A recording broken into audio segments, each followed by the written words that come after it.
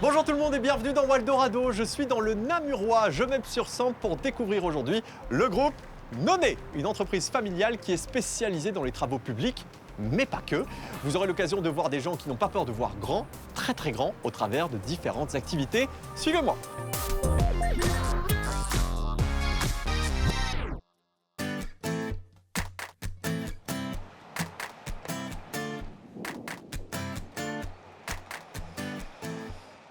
Jean-Jacques et Simon Noné, bonjour. Bonjour. Merci de m'accueillir chez vous. Belle entreprise qu'on va découvrir. Alors Jean-Jacques, vous êtes le fils du fondateur de cette entreprise. Je voudrais savoir comment tout a commencé. Ça a commencé de manière un peu étonnante. Mon père qui travaillait au service technique provincial, arrivé en hiver quand les chantiers sont arrêtés, on lui a demandé de ranger les archives. Et ça, il a dit une fois, mais pas deux. Et donc, après l'hiver, il s'est décidé et il s'est lancé avec une brouette et un homme. Et là, ils ont commencé à faire la création de chemins de cimetière. Comme quoi, ça peut conduire à autre chose. Alors, il y a une histoire aussi un petit peu particulière, puisque votre papa a un problème de santé. Oui, effectivement. Et du jour au lendemain, il arrête totalement son activité. Là, en fait, je suis l'aîné de famille et je deviens un soutien de famille. Très jeune. Ah oui, je n'avais pas encore terminé mes secondaires et voilà. Et donc, j'ai vraiment appris sur le tas pour tenter de continuer. Il y avait quand même 15 collaborateurs qui étaient là avec papa et il fallait leur donner du travail. Alors, c'est ça que vous avez repris. Vous avez fait grandir l'entreprise et vous l'avez cédé à vos enfants il y a de ça quelques années. L'entreprise représentait combien de personnes à cette époque-là? Et quand moi je l'ai quittée, elle représentait 150 collaborateurs. Ah oui, donc c'était un bon x10. Mais vous allez voir ce qu'ils en font, c'est pas triste non plus. Alors vous en faites quoi? En fait, on a 5 pôles d'activité. Le premier pôle d'activité, c'est la voirie. Ensuite, on fait des impétrants. Donc ça, c'est tout ce qui est enterré. L'eau, l'électricité, le gaz. Ça, ce sont les 2 premiers pôles, je dirais, historiques. Après, on fait de la démolition ou de la déconstruction. Donc, c'est vraiment un travail qui est devenu chirurgical pour pouvoir bien trier l'ensemble des matériaux. Ensemble des matériaux qu'on va récupérer dans un centre de recyclage. Et ça, c'est notre 4e pôle d'activité, où là, on recycle l'ensemble des déchets de la construction pour pouvoir les réintégrer par la suite dans nos chantiers. Il y a une forme d'économie circulaire derrière tout ça. Tout à fait, tout à fait. Donc, et d'ailleurs, vous avez fait des acquisitions. On a fait des acquisitions et ça, c'est le 5e pôle d'activité, c'est la pose de clôture, le contrôle d'accès, l'automatisation des barrières, le vente. Et parmi les nombreux chantiers pour lesquels vous avez travaillé, il y en a quelques-uns de référence? On en a un tout beau de référence qu'on a terminé il y a quelques années, c'est le chantier de la Confluence à Namur. Dans notre capitale wallonne, c'était quelque chose d'un peu emblématique. On vient de terminer aussi une adduction d'eau pour alimenter Beaurain. On sait que Beaurain a souffert des pénuries d'eau pendant de nombreuses années. En fait, il y a eu un projet porté par la SW2 et l'INASEP. C'était un chantier gigantesque auquel on a pu participer. Mais on a fait aussi des parkings dans des hôpitaux. Tiens, en termes de chiffres, je sais que vous êtes nombreux à travailler. Tout d'abord, combien de nonnés? Alors, si je ne me trompe pas, on est 9 nonnés dans l'entreprise. 9 nonnés, oui. Ça c'est fait. Alors, concernant le nombre de collaborateurs? Mais on est à peu près 350 collaborateurs directs, sans compter les indirects aussi, parce qu'on emploie pas mal de sous-traitants à l'année. C'est vrai qu'on occupe quand même encore un petit peu plus de personnes. Et combien de sites, mais aussi combien de chiffres d'affaires?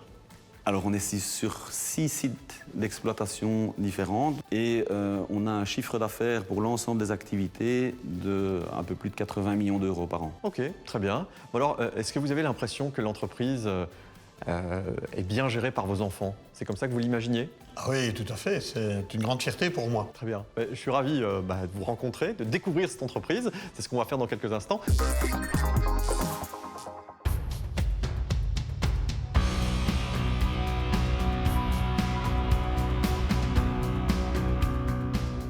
Jean-François et Salvatore, bonjour. Bonjour. Alors on est à l'extérieur, on voit beaucoup de câbles derrière nous. On va essayer de comprendre un petit peu ces différents pôles d'activité, dont celui dont tu t'occupes, à savoir la voirie. La voirie, c'est quoi? D'une part, des marchés publics de rénovation, réaménagement de voiries communales dans les villes et villages ou places publiques, et aussi une activité assez importante dans tout ce qui est marché pour des promoteurs privés qui développent des espaces de vie, lotissements et centres commerciaux. D'accord. On a également une activité de terrassement, empierrement et piste d'accès très régulière dans le cadre des marchés éoliens, et aussi une activité dans le multisport, terrain de sport, loisirs. Ok, alors vous travaillez de pair puisque toi, tu t'occupes du réseau enterré. Exact. Donc, réseau enterré, c'est très simple. C'est tout ce qui est l'eau, le gaz, l'électricité, téléphonie, tout ce qu'on vient mettre en sous-sol pour alimenter les réseaux, les habitations. Et tiens, justement, comment ça démarre alors un chantier chez vous? Alors, un chantier, ça démarre à partir de l'appel d'offres, cahier de charge, plan, métré, auquel on dépose auprès de nos clients. Et puis, le moins-disant, généralement, a le marché. Et donc là, on vient se greffer soit au marché de voirie, soit on peut, dans le cadre des réseaux enterrés, avoir des marchés en direct pour les différents gestionnaires de réseau. Et justement, alors, quelle est la force de Nonnet? Mais la force, c'est l'interaction. Donc, entre nos deux pôles, on est voisins de bureau d'une part, mais comme on fait des métiers complètement séparés techniquement, on a des interactions permanentes. Et donc, ça me permet, côté chantiers généraux, d'optimiser nos plannings et de mieux gérer le planning des équipes, d'être plus efficace. Plus efficace, gagner du temps, gagner de l'argent. Voilà, c'est ça. Et donc l'intérêt de pouvoir être voisin de bureau et de pouvoir se rencontrer parfois à la cuisine ou à la machine à café, ça permet de débloquer des dossiers parce qu'il a des contacts, moi j'ai des contacts, chacun dans notre métier, et ça nous permet d'être beaucoup plus efficace. Très bien. Tout ça à la machine à café. À la machine Évidemment. à café. Le café est très bon. Merci. Non, c'est important de le préciser. Bien sûr, Voilà. c'est essentiel.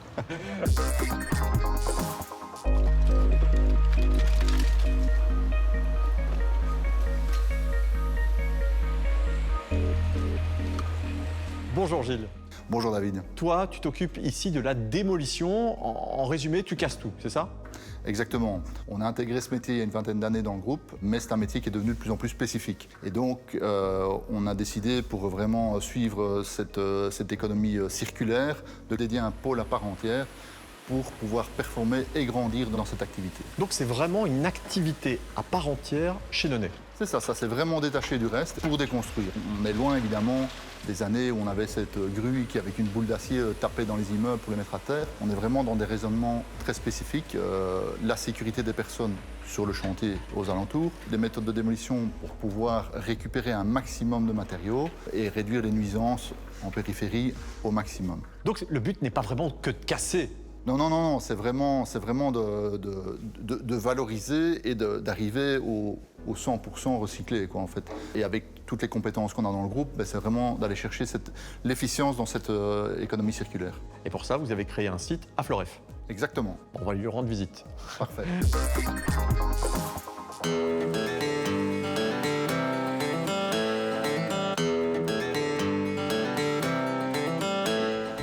Aurélien et Richard, bonjour. Bonjour. On est au centre de recyclage ici à Floref. Tu es d'ailleurs le responsable de tout ça, on peut le dire, Richard. Alors, dis-moi un petit peu, on voit derrière tout un tas de déchets, j'ai envie de dire, mais aussi des camions qui passent. Qu'est-ce que vous faites ici?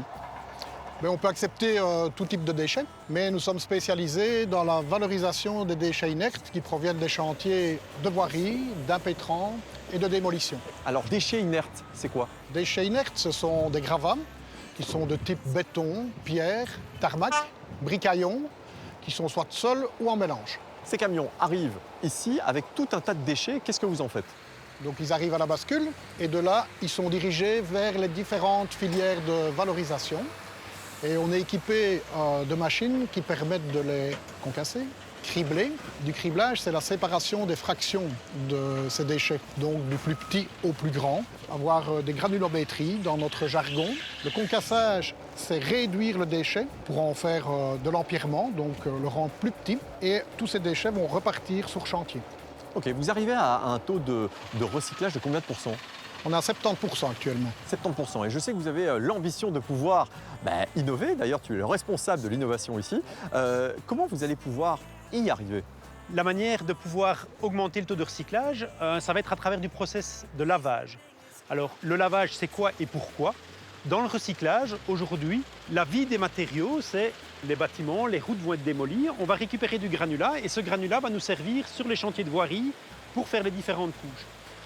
Au fil des recyclages, il va y avoir de plus en plus de fines, de terre mélangées, et ça, c'est ce qui n'est pas valorisable et qui, aujourd'hui, est mis en versage.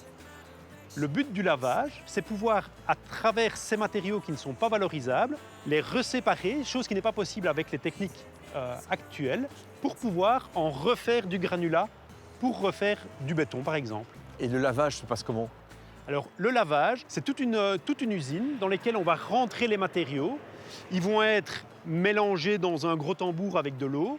On va ressortir du gravier propre, on va cribler pour avoir les différentes fractions, les différentes tailles. On va récupérer du sable qu'on va pouvoir utiliser, valoriser également. Et il va nous rester de la boue qui va être traitée. Et ça, c'est vraiment l'élément ultime qu'on ne sait pas valoriser pour le moment, pour lequel on travaille pour trouver des solutions aussi pour demain. D'accord. Donc votre but, c'est d'arriver à un taux de recyclage de combien de pourcents? De 100%. Et vous pourriez y arriver? Oui, c'est le but du jeu. Je vous le souhaite en tout cas. Merci les gars. Merci David.